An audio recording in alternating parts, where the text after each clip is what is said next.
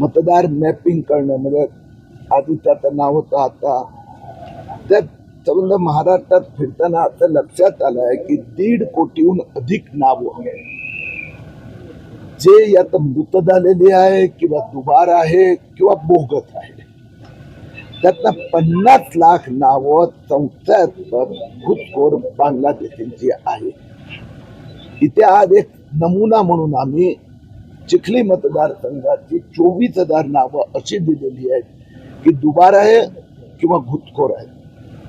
आज जिल्हाधिकाऱ्यांनी आम्हाला प्रॉमिस केलं आहे की त्या सगळ्या 24,000 मतदारांची व्यवस्थित छाननी केली जाणार.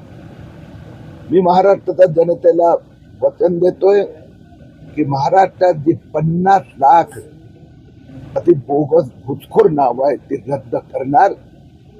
भारतीय जनता पक्षाने 50 अति विधानसभा काढल्यात ज्यात गेल्या 10-15 वर्षात त्या प्रत्येक 50 मतदारसंघात 30,000 पासून 2 लाख मुस्लिम मतदार वाढले आहेत.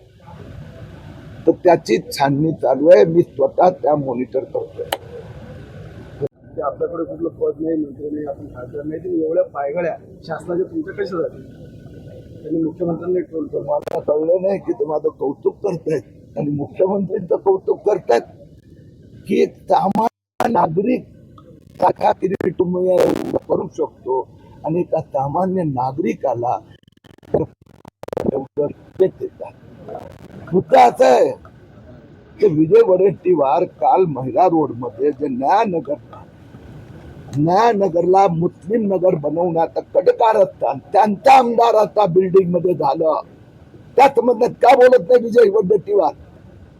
त्याला मिश्राला विचारलं गेलं कलमा पड नाही तर तरी खात्मा करू का त्याच्या विरोधात कारवाई नाही झालेली आहे. हे ठिकठिकाणी जे चाललेले आहेत. आता कोल्हापूरमध्ये झालं त्यात का काँग्रेसी नेते गप्पा बसून आहेत. अमरावतीत झालं, अनेक ठिकाणी हे होत आहेत. अशा प्रकारचा लव जिहाद लेन जिहाद आम्ही सहन करणार नाही. आणि किरीट तोमय्या एक लक्षात ठेवा, जनतेच्या मनातली व्यथा व्यक्त करतोय. तुम्हालाही विनंती करतोय तुम्ही पण माझा सोबत घ्या.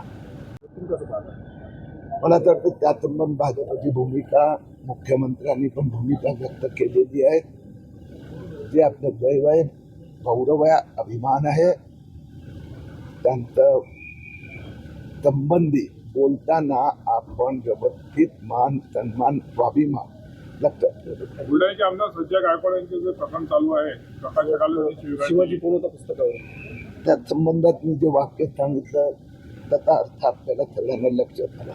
मी दुसरं एक विशेष तुमच्याद्वारा सांगू इच्छितोय की सध्या जे महाराष्ट्रात जे लव जिहाद हिंदू मुलींना फसवण्याचं मुस्लिम धार्मिक रॅडिकल ऑर्गनायझेशनचं षडयंत्र बाहेर आलेलं आहे. गेल्या महिन्याभरात महाराष्ट्रात 6 ठिकाणचे असे किस्से बाहेर आलेले आहे. आम्ही गेले काही महिने याचं अध्ययन करत होतो. आता कोल्हापूरचं एक नवीन प्रकरण बाहेर आलं आहे. उद्या मी कोल्हापूरला त्या क्षेत्रात जाणार आहे. हातकणंगले पोलीस स्टेशन हे ते.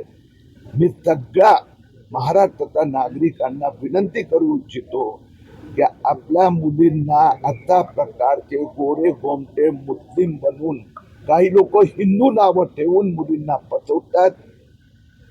तुम्ही थोडीशी काळजी घ्या. जबाबदारी शासनाची आहे आणि या सगळ्यांना शोधून 5-25 वर्ष जेलचा बाहेर पडणार नाही त्याची काळजी देवेंद्र फडणवीस सरकार करणार. साहेब, काँग्रेसचे प्रदेशाध्यक्ष हर्षवर्धन